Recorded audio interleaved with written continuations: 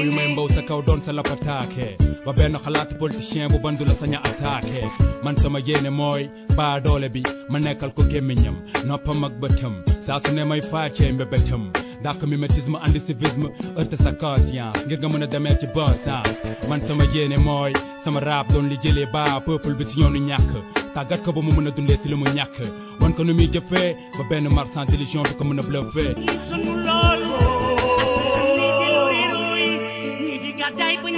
Momar Thiam, bonjour. Bonjour Bayouma. Directeur du cabinet Welcome in Communication. Vous êtes conseiller en communication, Momar Thiam. Dites-nous 3 sujets pour objection de ce dimanche. Premier sujet, le cas Barthélémy Diaz. Nous allons ensuite parler de la séance plénière avec la 15e législature qui doit acter les pas pour voter le budget 2025. Et ensuite, troisième sujet, la nomination de François Bayrou comme Premier ministre du gouvernement français. Alors, le cas Barthélémy Diaz, qu'est-ce qui se passe finalement? Barthélémy, le préfet de Dakar, par son acte, annonce à Barthélémy Diaz sa démission de son mandat de conseiller municipal en se référant aux articles L29, L30 et L277 du Code électoral. Cette initiative intervient après sa radiation par l'Assemblée nationale suite à la saisine du garde des Sceaux, ministre de la Justice. Alors, il est annoncé du côté du maire de la ville de Dakar un recours auprès des juridictions compétentes. Alors, Momar Thiam, finalement, qu'est-ce qui pose problème? Et avant d'arriver à la mairie de Dakar, puisque vous posez la question de savoir qu'est-ce qui pose problème, il faut savoir que le cas Barthélémy Diaz, comme vous l'évoquez, est symptomatique des tensions politiques au Sénégal. On a vu un cas qui était le cas aussi de Khalifa Sall, car il a été éjecté, je pèse bien mes mots, de la mairie de Dakar. Mais aujourd'hui, c'est peut-être autour de Barthélémy Diaz, mais on est aussi en politique. On est en politique, sauf que cette décision est motivée quand même d'un point de vue juridique. Là, on peut discuter sur la forme, c'est-à-dire que en l'espèce, il y a l'art et la manière. Certains vont penser que c'est brutal, parce qu'effectivement, ces images de policiers à l'intérieur de la mairie de Dakar, alors que l'édile de la ville de Dakar, qui est Barthélémy Diaz, devait tenir une conférence de presse, n'est pas une image qui est belle à voir. Ces images vont faire largement le tour du monde. Ça me rappelle un tout petit peu les gendarmes qui étaient entrés à l'Assemblée nationale, et ça a été largement commenté même au plan international. Alors qu'aujourd'hui, le Sénégal est sorti d'une élection présidentielle qui a vu élire un jeune président de la République, de par son âge, Bassirou Diomaye Diakhar Faye, et le Sénégal est sorti des élections législatives et qui a donné une majorité écrasante au parti PASTEF, dirigé par le Premier ministre Ousmane Sonko. Et tout cela fait que le Sénégal est un tout petit peu cette lumière démocratique au sein d'un espace francophone, un espace africain qui connaît d'autres soubresauts. On a cette ceinture de sécurité, d'insécurité, je pourrais dire, qui est là avec ce qui se passe au Burkina, ce qui se passe au Mali, etc. Vous avez partout dans le monde des tensions un peu partout. En Syrie, tout récemment, en Ukraine, ça fait bientôt plus d'1 an et demi que cela dure. Et tout cela, le Sénégal sort du lot avec cette espèce de coup de projecteur démocratique reluisant avec l'élection de Diomaye Faye et des élections législatives qui ont consacré la victoire du PASTEF. Alors, si on s'en tient à ça et que de l'autre côté de la médaille, on voit qu'on est encore sous une tension politique qui gangrène un tout petit peu cette démocratie reluisante, il y a du souci à se faire. Donc, je dis que dans la manière, il y aurait peut-être une autre manière de faire qui serait beaucoup plus acceptable de par l'opinion, parce qu'aujourd'hui, on est dans une société de l'image, et les images sont jugées a priori sur le fait. On n'essaie pas de voir ce qu'il y a derrière, qu'est-ce qui a motivé la décision de la présence de la police, etc. Mais le cas Barthélémy Diaz, comme vous le dites, c'est un cas qui est symptomatique des tensions politiques, et je dirais même politiciennes, au-delà des décisions de justice. Même si le fait qu'il soit éjecté de la mairie de Dakar est soutenu quand même par une décision qui émane de la justice, parce qu'il avait été condamné avec l'affaire Ndiaga Diouf, basée sur,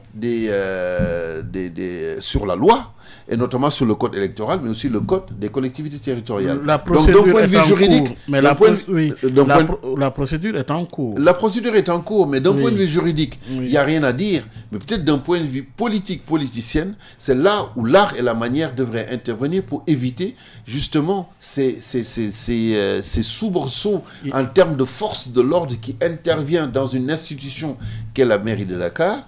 Et c'est peut-être là qu'il faut déplorer un peu la manière. Oui, vous dites bien que du point de vue de la procédure, qui n'est pas encore bouclée... Mais c'est là que d'un point de vue juridique, la loi quand même, non seulement s'applique à tout le monde, mais permet des ouvertures pour celui qui est interpellé de pouvoir faire un recours. Aujourd'hui, Barthélémy Diaz, en tant que maire de Dakar, même s'il est déchu de son poste de maire, a la possibilité de faire appel devant la cour d'appel, mais aussi d'aller jusque vers la Cour suprême. Et on verra en ce moment-là, est-ce que la décision va être confirmée ou infirmée.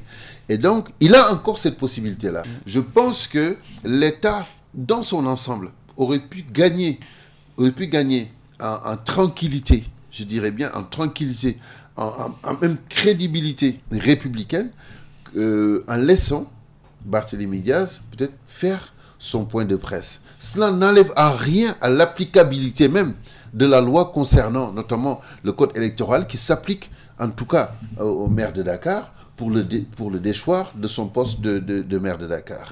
Et là, ça donne aussi matière à réfléchir donc que le Sénégal, quand même, a encore ce traumatisme des tensions politiques qui ont amené plus d'une quarantaine, ou on en parle de plus de 80 morts. Et ça, c'est aujourd'hui encore frais dans l'esprit des gens. Et quand on est sorti de ces deux élections-là, on pensait être dans une phase d'apaisement, de réconciliation, et surtout dans une phase où on peut se parler. Il y a des pays où les tensions politiques ont atteint un paroxysme où on n'arrive pas à se parler, alors qu'on a la possibilité de se parler. Regardez aujourd'hui ce qui se passe dans le Moyen-Orient. Regardez ce qui se passe entre le Hamas et Israël. Et pourtant, il y a toujours moyen de se parler. Mais c'est parce que, tout simplement, certains estiment qu'il faut faire parler les armes, il faut faire parler la force. Mais avant de faire parler les armes, de faire parler la force, il y a une notion qui s'appelle la démocratie, il y a une notion qui s'appelle le dialogue, il y a une notion qui s'appelle le compromis ou les compromissions. Et puis, s'il y a des compétitions au moment d'élection, laissez le soin justement au peuple de trancher. Tout cela, c'est entre les mains de l'humain qui est capable de se poser avec un autre humain et de se parler. Le Sénégal n'a plus besoin aujourd'hui d'être dans une atmosphère de tension politique politicienne, d'autant plus qu'on a des urgences qui sont là, qui attendent nos gouvernants, et les citoyens sont encore beaucoup plus réceptifs à ce qui touche leur quotidien et qui impacte sur le quotidien de manière positive, on y reviendra, que de tensions politiques qui relèvent d'acteurs politiques qui se sont confrontés sur le terrain électoral. On n'est plus sur le terrain électoral, on est sur le terrain de la gestion de la chose publique. Gestion de la chose publique, vous l'avez dit, avec des défis majeurs et non mineurs. Oui, avec le vote du projet de loi des finances pour justement le budget 2025. L'Assemblée nationale, donc, la 15e législature au pas de charge. Face à de tels défis, y a-t-il place justement à la politique politicienne? Mais vous savez, on a une chance extraordinaire au Sénégal, c'est qu'on vient de sortir d'une élection, des élections législatives qui ont consacré une majorité écrasante pour la victoire du PASTEF. Ils sont plus de 130 députés à l'Assemblée nationale. Alors, si vous faites une analyse comparative à ce qui s'est passé en France récemment, la France aujourd'hui a une assemblée qui est éclatée. Et que donc, ils n'arrivent même pas, les parlementaires français n'arrivent même pas à voter le budget 2025. Pire encore, ils ont voté la motion de censure qui a fait tomber le gouvernement Barnier.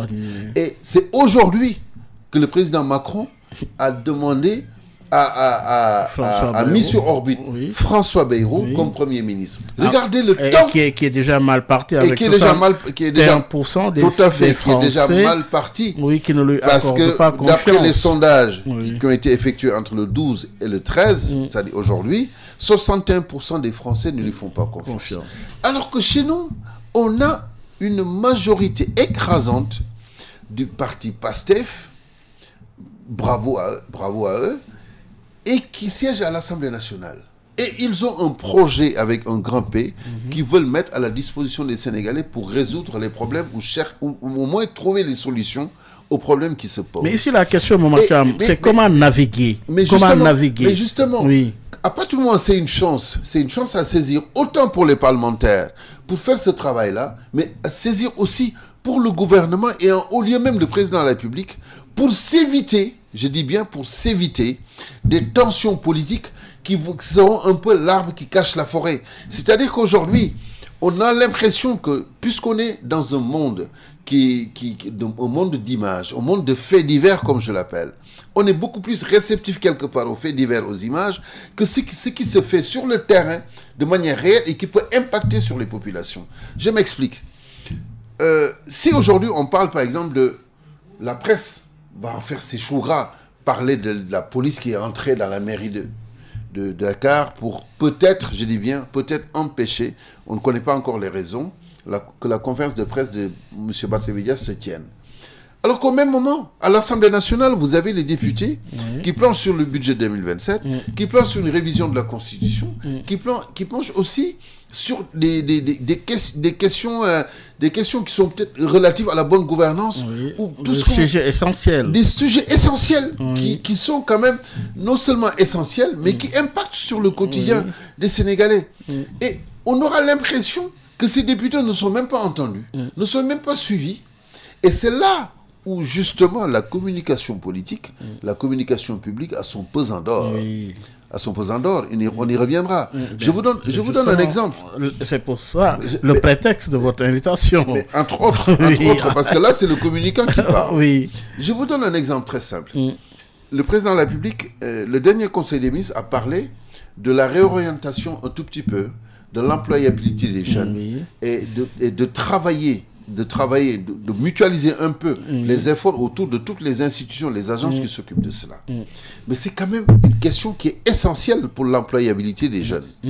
Mais cette question-là, à partir du moment où il est évoqué au Conseil des ministres, on en parle au Conseil des ministres, on en parle dans la presse, dans le rendu du communiqué du Conseil des ministres, mais on n'en parle plus parce que tout simplement, vous avez des tensions politiques à côté. Parce que les statistiques démontrent bien, tenez-vous bien, Momar Thiam, que 50% de la population a moins de 19 ans. Moins de 19 ans. 75% a moins de 35 ans. De la jeunesse qui doit être mieux donc éduquée. Qui doit aussi être mieux formé. Parce que le président de la République a qu'un seul souci, s'occuper des jeunes. Parce que d'abord, le vote PASTEF, en majorité, est un vote jeune. Parce que le PASTEF a été accompagné surtout via les réseaux sociaux. Et des jeunes qui s'impatientent déjà. Tu as vu la tension dans les universités. Mais exactement. Il y a des zones de tension qui émergent par-ci, par-là, de manière émiettée, et qui, rassemblées, quand même, constituent quand même une petite bombe. Tu as l'impression que cette couvercle de la marmite va éclater à un moment ou un autre. Peut éclater à tout moment. Et donc, c'est là où on voit que nos gouvernants en général, je dis bien en général, n'ont pas une pédagogie de la communication publique et politique. Pourquoi je dis cela? Vous avez posé la question sur l'Assemblée nationale. Mais ce qui se débat à l'Assemblée nationale doit être débattu dans la presse, doit être débattu sur les plateaux, doit être débattu avec une pédagogie, de sorte que chaque Sénégalais puisse comprendre les enjeux et en faire sien. Pourquoi? Parce que pour que l'État puisse poser des actes et que ces actes, les populations soient assez réceptives par rapport à ces actes-là, il faut que les populations comprennent les contenus de ces actes, le mode de fonctionnement et quels sont les impacts et à qui ça s'adresse. Ça, c'est le rôle de la communication publique et politique. On n'est plus sur le terrain politique. On n'est plus sur le terrain politique. Et c'est ça qui accompagne et qui irrigue la gestion de la chose publique. Et si l'État ne le fait pas, l'État se contente juste de rendre compte. Quand je dis l'État, mais c'est au niveau des médias, notamment des médias publics, ne font que rendre compte. Et donc, n'illustre pas. Parce que pour rendre compte et illustrer, c'est deux pédagogies différentes en termes de communication. Si on n'illustre pas, on ne sait pas exactement quelle est la quintessence de cette question que l'on pose. Et les degrés de progression. Et les degrés de progression, et pour pouvoir faire après l'évaluation. Et c'est ce qui se passe malheureusement. À côté, on ne traite pas ces questions, on traite ce qui cache la forêt. Cet arbre-là qui relève des tensions politiques, politiciennes, les convocations. Et pourtant, ça fait partie du rôle de l'État, parce que c'est la justice qui fait son travail. Les convocations tout azimut, les révocations, les suppressions. Quelquefois, on parle de suppression d'emplois dans certains secteurs, etc., etc. Mais l'État ne s'arrête pas là. L'État aussi travaille en matière à son agenda. À son agenda, oui. Mais travaille en matière de diplomatie. Vous avez vu que le président Diomaye Faye ne passe pas quasiment une semaine au Sénégal. Il mène un marathon diplomatique qui est énorme et qu'il faut saluer quelque part. Parce que non seulement nos voisins africains ont envie de le voir, mais nos voisins européens et occidentaux ont envie de savoir de qui il s'agit, comment il est et qu'est-ce qu'il compte faire. Moi, je vais vous faire une confidence. J'ai discuté avec un grand diplomate d'un grand pays occidental ici à Dakar, et qui me dit, vous savez... Vous avez été premier consul du Sénégal à Bordeaux. Oui. Et ça, c'est tout à fait récent, ce que je vous raconte là. Et qui me dit, quand notre président a rencontré le président Diomaye Faye, il était agréablement surpris. Et qu'est-ce qu'il nous a dit en termes de commentaires? Vous savez, ce président-là, il est jeune, certes, il apprend vite, il assimile vite, et il a le sens de l'écoute. Vu sous cet angle-là, voilà un monsieur, une personnalité politique, qui risque d'être encore au pouvoir pendant au moins 10 ans. Mais ça, c'est son commentaire. Mais quelque part, on est quand même fiers d'entendre cela. Cela veut dire que le travail diplomatique que le président Diomaye Faye mène en se rendant à l'étranger, en portant la voix du Sénégal, quelque part, a de l'impact. Puisqu'il s'agit d'un président d'un grand pays européen qui le dit. Mais il y a la réalité, du mais pouvoir. Justement, c'est ça que je dis. Là, on est dans la réalité du pouvoir. La réalité du pouvoir, elle est là. Sauf que ce qui se passe, c'est qu'on n'a pas encore défini une espèce de trajectoire sur laquelle les Sénégalais peuvent s'appesantir pour te dire, on part de là. Oui. Et on va accéder à ici. On sera à tel niveau à un moment donné. Mais comment y accéder? Timing, mais le comment? Et quels vont être peut-être les résultats attendus? Oui. Et quelle en sera l'évaluation qu'on va faire? Et voilà où est-ce qu'on va aller. La mise en œuvre. Tout à fait. Mais aussi, il y a le peuple. Mais il y a le peuple qui observe. Comment impliquer le peuple dans la mise en œuvre de l'agenda? Mais comment impliquer le peuple dans la mise en œuvre de l'agenda? D'abord, il faut se rendre compte d'une chose. Il faut que les gouvernants se rendent compte d'une chose. C'est que le peuple n'est plus un réceptacle de la chose politique. Le peuple est un acteur prédéterminant et fondamental de la gestion de la chose publique. Et qui participe à cette gestion-là en donnant sa voix, je veux dire voix, V-O-I-X, à travers les radios, ne délègue pas. En donnant ses voix quand il s'agit d'une élection et en participant à la communication politique à travers les réseaux sociaux, parce que de manière réactive, ce peuple-là est interpellé. Et ce peuple aussi a sa voix à l'intérieur de l'Assemblée nationale, qui est le lieu de prédilection de la communication politique, puisque les parlementaires sont là pour parler au nom du peuple. Alors, Momar Thiam, invité d'objection, 2 sujets, avec un agenda qui se déploie de plus en plus. Aujourd'hui, on a vu une Assemblée nationale sur des sujets d'intérêt, mais aussi la réalité par des actes qui sont posés. Aujourd'hui, quelle est justement la fonction pour un État par rapport à des urgences, par rapport à des dossiers, mais surtout par rapport à sa vocation comme État? Mais la vocation de l'État, d'abord, c'est la gestion de la chose publique. La gestion de la chose publique implique quand même une responsabilité en termes qui relève des attentes des populations. Et cette responsabilité-là, pour pouvoir l'accomplir, pour pouvoir être à hauteur de ces responsabilités-là, il faut d'abord poser des actes forts, comme j'ai dit, qui impactent sur le quotidien des populations. Je donne un exemple. Aujourd'hui, qu'est-ce qui empêche l'État de poser des actes forts pour ce qui est de l'occupation de l'espace public? Si aujourd'hui on arrive à débloquer l'espace public, comme j'ai l'habitude de le dire, à permettre aux citoyens sénégalais de retrouver ces trottoirs et de pouvoir marcher sur les trottoirs sans empiéter sur la voie publique et notamment sur les routes où roulent les voitures, c'est déjà quelque chose que les gens vont constater de visu et qui va impacter sur le quotidien de tous les jours. C'est un exemple. L'autre exemple, en termes de gouvernance, aujourd'hui la lutte contre la corruption, mais vous ne pouvez pas le déconnecter avec les convocations tout azimut concernant des personnes qui ont eu quand même à gérer un pouvoir public ou à gérer des deniers publics. Et donc, la convocation pour des personnes qui ont eu à gérer des deniers publics relève aussi de l'État et entre dans le cheminement quand même, dans la gestion et dans l'agenda d'un État. Maintenant, il faut pouvoir les doser.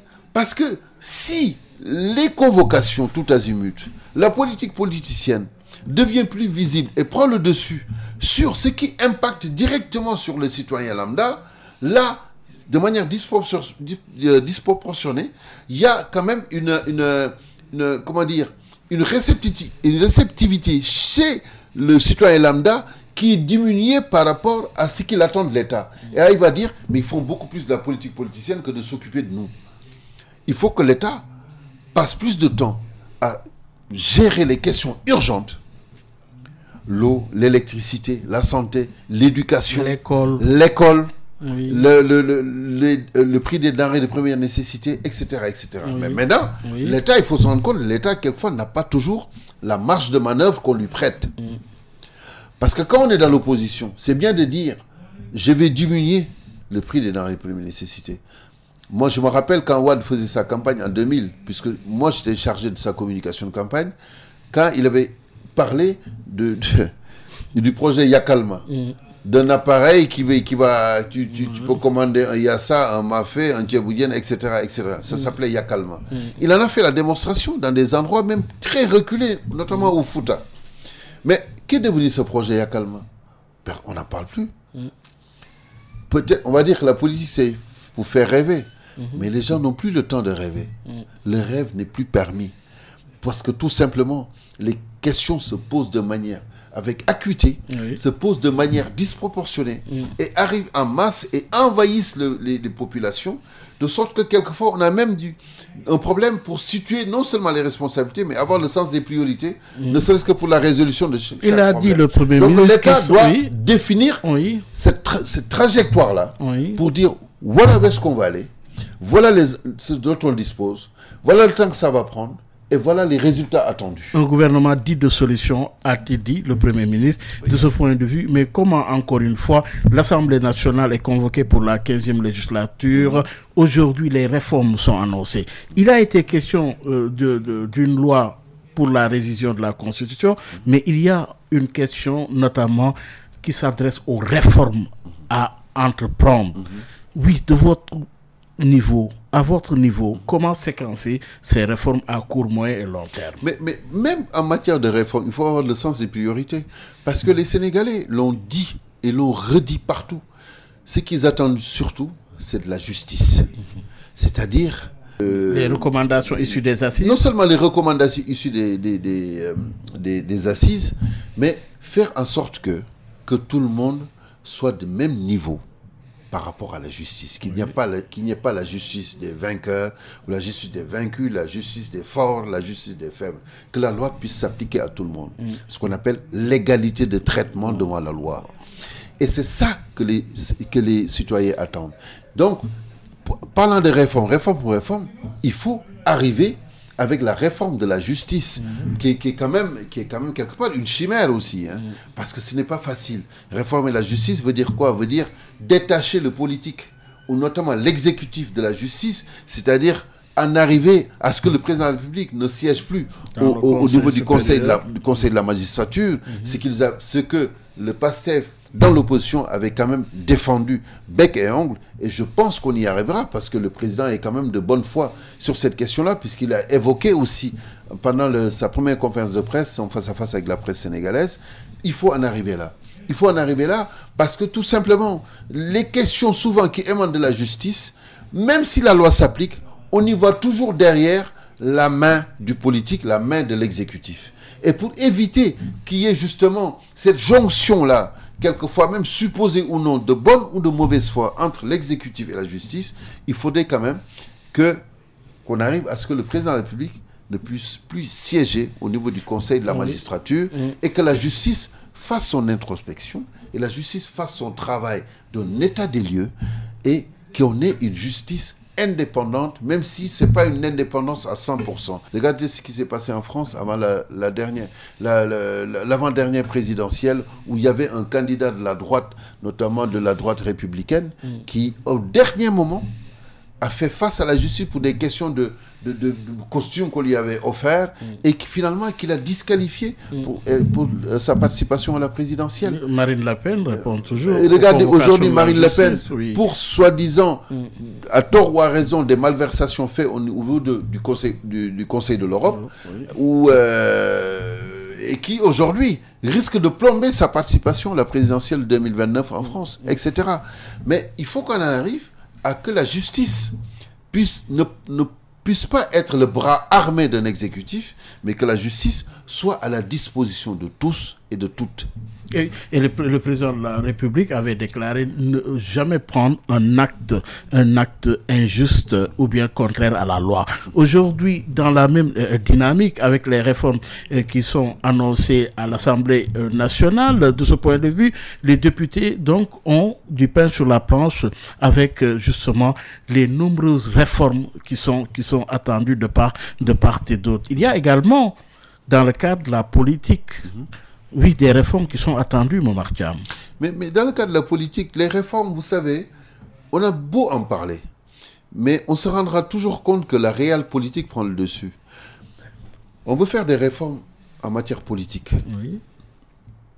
On veut faire des réformes en matière électorale. Peut-être, dans les élections, introduire des doses de proportionnalité un peu plus grandes pour permettre quand même à d'autres représentativités politiques de siéger à l'Assemblée nationale. Mais vous savez, quand vous avez une Assemblée nationale avec une forte majorité, la majorité dicte sa loi. Mais la majorité aussi, c'est une majorité qui est élue à l'Assemblée nationale, mais c'est une majorité qui appartient à un parti politique. Et les partis politiques, la vocation d'un parti politique, c'est non seulement d'acquérir le pouvoir, mais d'y rester et d'y demeurer et d'être encore au pouvoir. Oui, mais le fait majoritaire oui, aujourd'hui, oui, justement, est à interroger. Oui. On a quand même une histoire politique au Sénégal. On sait que, justement, la majorité a toujours été utilisée, justement, par le parti au pouvoir. De ce point de vue, est-ce que c'est la répétition de l'histoire? De toute façon, il est annoncé une rupture pour cette 15e législature. Mais rupture, certes. Oui. Mais les ruptures, c'est dans les actes qu'il faudra les juger. C'est pas parce qu'une majorité est là que cette majorité va voter les lois dont elle a besoin, je dis bien dont elle a besoin, je le mets entre guillemets, que la rupture ne peut pas être là. Parce que, quelquefois, c'est les attentes et les doléances des populations qui dictent quand même certaines réformes.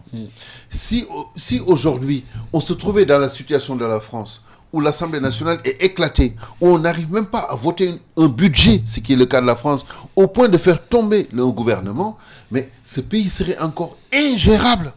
Ingérable. On a vu ici une majorité, au minimum qu'avait l'ancienne majorité à l'Assemblée nationale sous Macky Sall, mais il a fallu que Pape Diop, l'ancien maire de Dakar, bascule dans la majorité pour qu'ils aient cette majorité-là. Et on a vu ce que ça a donné. Mais alors qu'aujourd'hui, on est dans une autre configuration. Cette majorité est issue des urnes. Mais les urnes, qu'est-ce qu'ils disent? Ils disent il faut s'occuper de nous. Aujourd'hui, les Sénégalais ont voté en masse pour PASTEF, mais les Sénégalais attendent aussi que tout ce que leur a promis PASTEF puisse se réaliser. Tout ne relève pas de l'État. Le président Kennedy disait que si vous ne demandez pas ce que vous ne demandez pas oui. tout ce que l'État peut faire vous, demandez aussi ce que vous pouvez faire pour l'État. Oui. Ça veut dire quoi? Les Sénégalais qui ont voté pour le PASTEF, ce n'est pas uniquement des militants de PASTEF. C'est des Sénégalais de tous bords. Même ceux qui n'ont pas voté pour PASTEF aujourd'hui sont sous la tutelle, quand même, d'une Assemblée nationale dominée par le PASTEF. Le président de la République est le président de tous les Sénégalais. L'Assemblée nationale doit être l'Assemblée nationale de tous les Sénégalais. C'est-à-dire les votes de loi doivent tenir compte de ceux qui sont pour, mais aussi de ceux qui sont contre, essayer de trouver des compromis et des compromissions. On est dans l'essence même de la politique. D'accord? Et si demain, on vote des lois qui sont complètement à l'opposé de doléances des populations, ça risque de faire tâche. Et on ne sait pas jusqu'où on va, parce que, vous savez, le vote aujourd'hui, c'est comme les sondages. Les sondages, on a l'habitude de dire c'est un instant de l'opinion.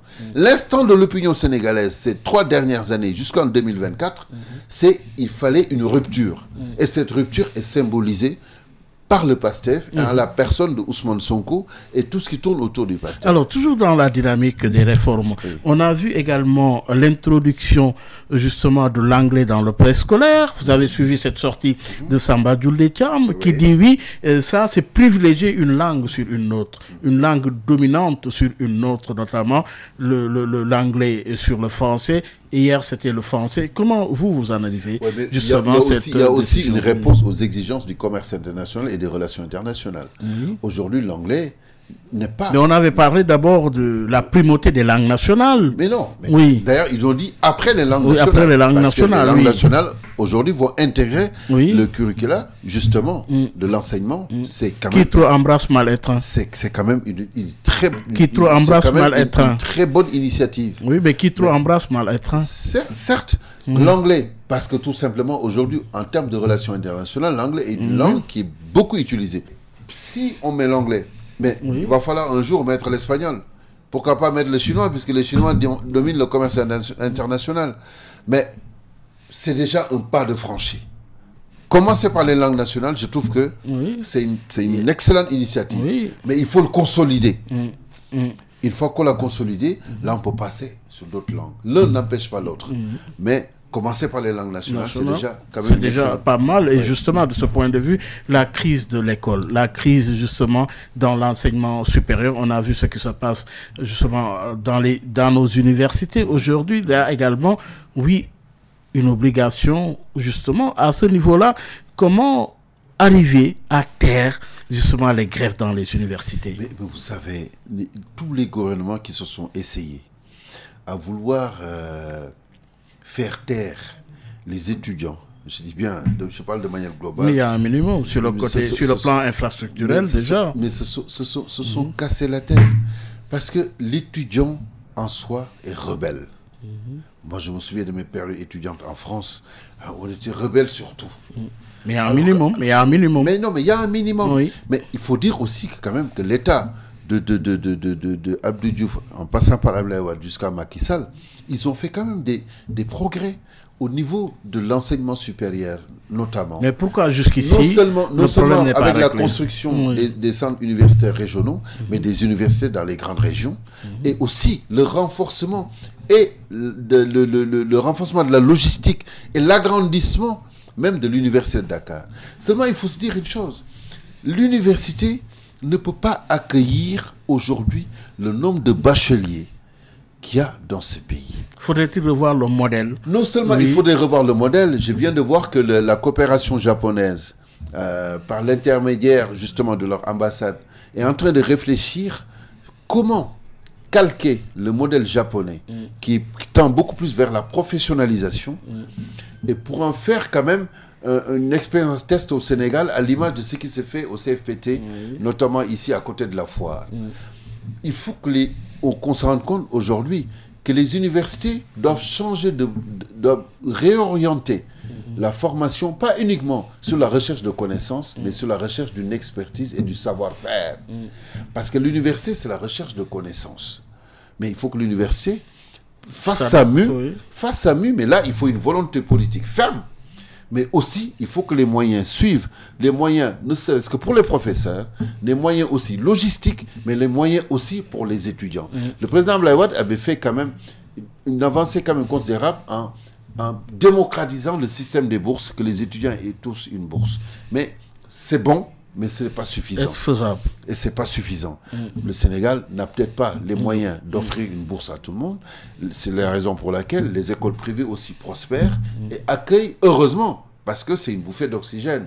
C'est un moindre mal pour pouvoir accueillir ceux qui ne peuvent peut-être pas ou ils ne veulent pas aller dans le système de l'enseignement supérieur public et puis s'orienter dans le privé. Alors, mais il y a un travail qui est fait à ce niveau-là pour assainir le secteur. C'est un travail de longue haleine, mais il faut que les étudiants aussi sachent, raison garder, que s'ils détruisent les universités, s'ils détruisent la logistique, les moyens qui sont à leur disposition, ça les retarde davantage sur leur année académique. Regardez ce qui se passe à Ziguinchor et ils sont obligés de faire qu'un tour, de faire qu'un examen, malheureusement, pour pouvoir passer à l'année académique. Momar Thiam, invité d'objection, se pose la problématique du financement de notre développement aujourd'hui, que ce soit le Sénégal, un peu partout, la conjoncture, la crise mondiale, elle est là. Comment justement parvenir à financer notre propre développement est la question. Mais cette question m'interpelle doublement. D'abord, ça me rappelle une réflexion que m'a faite récemment une personne que j'apprécie beaucoup, avec qui je discute énormément sur ces questions, et qui me dit comment un pays qui est assis sur de l'or, qui est assis sur du pétrole, du gaz et sur des minerais peut tendre la main et quémander et aller chercher de l'argent. Alors, ça, la première réflexion, c'est de dire le Sénégal aujourd'hui a des ressources. Le pétrole, le gaz, l'or, plein de ressources, et quand même cherche de l'argent.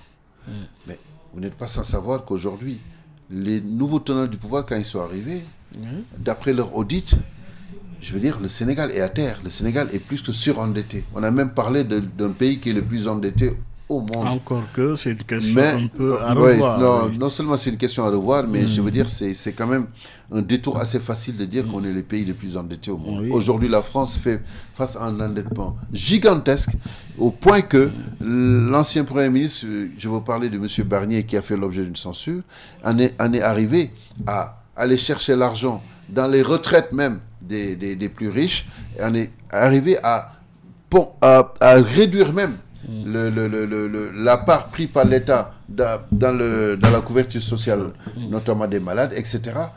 C'est pour vous dire. Et donc, le Sénégal n'est pas exempt de tout ça.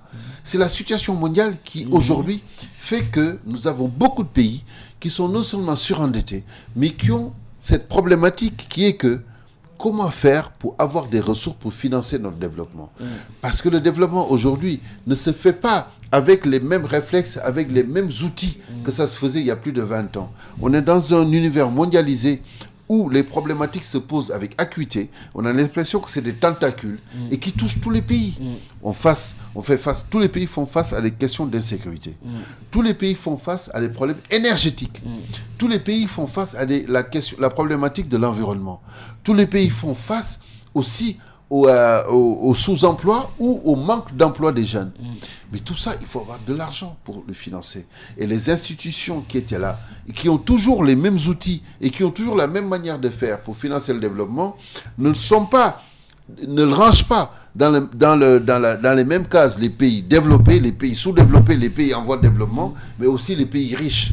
Mais par contre, si vous avez un pays comme le Sénégal, qui aujourd'hui s'est découvert des ressources, comme le pétrole, le gaz, etc., effectivement, on devient, on est beaucoup, les pays où les institutions qui prêtent de l'argent sont encore plus réceptifs, parce qu'ils se disent, tiens, il peut y avoir des formes de garantie. Mais est-ce que ces ressources-là, nous en avons la plénitude, ne serait-ce que dans la gestion, mais aussi dans la capacité d'en tirer des ressources qui peuvent aussi garantir ou financer notre développement? Ça, c'est une question que je pose.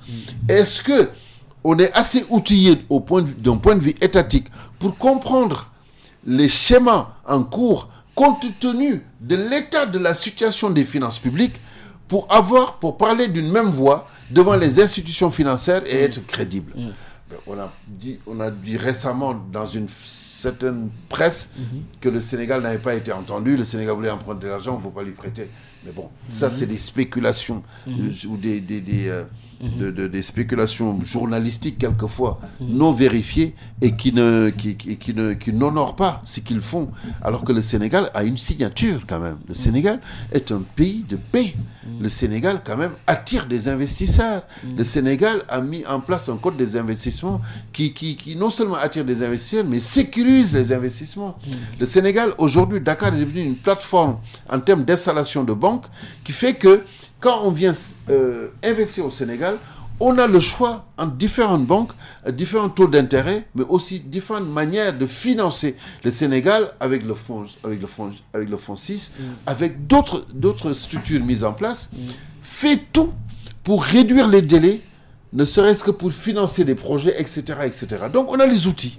Maintenant, il faut avoir le sens de l'État et connaître la gestion de la chose publique et avoir le sens du compromis. Et dans un pays où on est dans une phase de réédition des comptes, on est dans une phase d'observation de tout ce qui a été mal fait, on est tenté de voir que l'État est plus dans la répression, dans la poursuite, que dans une pédagogie pour desserrer l'étau, afin de faire respirer les investisseurs, mais aussi ceux qui ont entrepris, ne serait-ce que par exemple dans le cadre du bâtiment, pour permettre au moins que, déjà, ceux qui travaillent dans les bâtiments, je veux parler de tout ce qui est reprendre les activités, reprendre les activités et qu'on puisse travailler. Et je pense que c'est le cas aujourd'hui. L'État s'est rendu un tout petit peu compte qu'il fallait un tout petit peu desserrer l'étau. Et d'ailleurs, tout ce qui a été arrêté, par exemple, ne serait-ce que sur une partie du littoral, mais dans d'autres édifices, a finalement retrouvé une forme de liberté pour permettre à ces gens-là de travailler. Parce qu'il faut savoir que dans le bâtiment, ceux qui travaillent le plus, ce sont les maçons, les ouvriers, etc. etc. Et ça fait partie quand même d'une bonne population qui est très proche des idées du PASTEF, mais aussi la manière du PASTEF, qui a voté pour le PASTEF. Et donc l'État s'est rendu compte de cela. Et je pense que c'est une très bonne chose d'avoir desserré un tout petit peu l'étau et de permettre quand même à ces secteurs-là, notamment le secteur du bâtiment, de respirer. Mais d'autres secteurs existent, comme la pêche, comme aussi les services, etc. Alors, faudrait-il éviter finalement le piège du plébiscite? Plébiscite, vous savez, moi j'ai toujours peur des plébiscites. Les plébiscites, c'est comme quand vous gagnez avec un taux assez élevé. On appelait ça, en général, c'est des victoires des victoires à la soviétique. Ça vous met en face d'une responsabilité quand même qui est très grande. Raison pour laquelle j'avais dit d'ailleurs ici le soir des résultats des élections sur votre plateau, que quand vous avez l'impression d'avoir un plébiscite, votre responsabilité est quand même très très grande. Et pour un pouvoir, vous rentrez dans un schéma d'un pouvoir sous surveillance. Le président a été élu avec 54% au premier tour. Le PASTEF a eu 130 députés, une majorité écrasante à l'Assemblée nationale. On a l'impression que les Sénégalais, dans la grande majorité, leur ont tout donné. Finalement. Et c'est le cas. Et donc, il reste quand même au tenant du pouvoir de mettre tout en œuvre pour répondre aux attentes des Sénégalais. Et j'estime qu'ils sont peut-être sur le bon chemin. Peut-être qu'il y a des écueils. Parce que la gestion de la chose publique, quelquefois, quand vous arrivez au pouvoir, vous vous rendez compte que ce n'est pas facile. La réelle politique est là et vous vous rendez compte que quelquefois le fossé est grand entre ce que vous vous disiez, ce que vous constatez dans l'opposition et ce que vous voyez maintenant dans la réalité. Et donc, cela peut ralentir un tout petit peu l'élan et on a l'impression qu'il ne travaille pas. Mais l'État travaille. Le gouvernement gouverne, le président préside, l'Assemblée nationale est en pleine session. Et donc, le travail... la gestion de la chose publique est dans un schéma dynamique et actif. Mais ça, il faut savoir le faire comprendre aux Sénégalais pour quelque part adoucir un tout petit peu leurs ardeurs dans l'attente de résultats et avoir une pédagogie explicative dans la communication publique et politique pour que tout soit irrigué de manière naturelle. Et nous y sommes déjà. Comment justement, de ce point de vue, planifier? Moi, je pense que l'État doit indiquer la voie. Lors du dernier Conseil des ministres, le président de la République, Bassirou Diomaye Diakhar Faye, a plaidé pour une réorganisation, une orientation de tous les circuits tournant autour de l'employabilité des jeunes. Ça veut dire quoi? Ça veut dire que l'État, aujourd'hui, sa priorité première, c'est l'employabilité des jeunes et l'emploi des jeunes. Seulement, j'ai l'habitude de dire, un État ne donne pas du travail, un État crée les conditions pour trouver du travail. Mais ce n'est pas uniquement le rôle de l'État, c'est le rôle de tout un chacun. L'État, mais aussi le secteur privé. Il faut quand même faire en sorte que le secteur privé soit assez fort, que le secteur privé ait quand même une part assez importante de la commande publique pour que ce secteur privé puisse faire travailler les jeunes. Mais il faut que les jeunes aussi soient formés, mais aussi bien formés compte tenu des besoins en emploi de ce secteur privé, ici ou ailleurs, pour que ces jeunes puissent accéder à ces emplois-là. Il faut aussi que l'éducation, la formation, soit orientée vers ce qui est le plus productif et ceux qui emploient le plus. Là, on en revient justement à la refonte même de l'enseignement supérieur. On a refonte des programmes pour arriver quand même à des formations beaucoup plus professionnalisées et qui répondent aux demandes, qui répondent aux emplois, aux demandes d'emploi sur le marché ici et ailleurs. Parce que l'État peut créer des emplois ici, mais l'État peut faire en sorte que ces jeunes aussi puissent aussi travailler ailleurs dans la sous-région et servir leur pays. Il faut aussi ne pas oublier la diaspora. Parce que la diaspora, quand même, si on est dans un schéma politique actuel, a beaucoup participé à l'élection de Bassirou Diomaye Faye, mais aussi a beaucoup participé à la victoire écrasante de Pastef à travers son leader qui est M. Ousmane Sonko. Cette diaspora-là ne doit pas être uniquement un pourvoyeur d'argent pour ceux qui sont ici, mais cette diaspora aussi doit être dans des conditions de pouvoir investir dans son pays, qui est le Sénégal, mais de pouvoir aussi que l'État puisse leur faciliter cet investissement-là, mais l'État puisse aussi leur faciliter l'accès au logement. C'est une question que je connais très bien pour avoir présidé les rênes du consulat général du Sénégal à Bordeaux pendant presque 12 ans. Ils ont deux soucis, le logement et l'investissement. Pour les étudiants, c'est la problématique de l'emploi. D'autres y travaillent. Moi-même, j'ai une association qui s'appelle Volena, Volonté d'entreprendre en Afrique, qui travaille sur la problématique de l'emploi de la diaspora. Mais il faut aussi que non seulement l'État y mette les moyens, mais que l'État joue un rôle pour impulser cela. Il ne faut pas que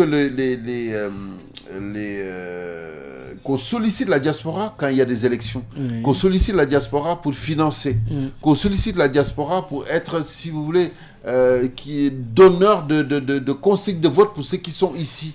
Il faut que la diaspora soit bien représentée, que la diaspora soit un acteur essentiel de cette manière de faire de la politique pour que tout cela puisse réussir.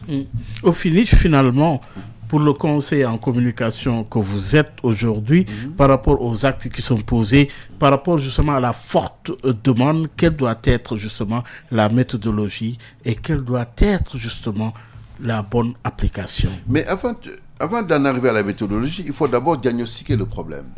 On a un problème qui est récurrent pour chaque gouvernant. Quand ça ne va pas, on dit que c'est un problème de communication. Et on a l'impression que c'est soit c'est les communicants de l'exécutif qui ne sont pas bons, ce qui n'est pas le cas. On a l'impression surtout que c'est les communicants, c'est le pouvoir exécutif qui n'a pas ce que j'appelle cette culture de la communication professionnalisée. La communication, ce n'est pas de la médiatisation. Ce n'est pas aller parler dans les radios ou dans les télévisions ou sur les plateformes qui existent, notamment les plateformes numériques. C'est aussi d'abord de savoir faire un travail comme un médecin, faire un diagnostic. Où se situe le problème? Faire un diagnostic, faire des préconisations.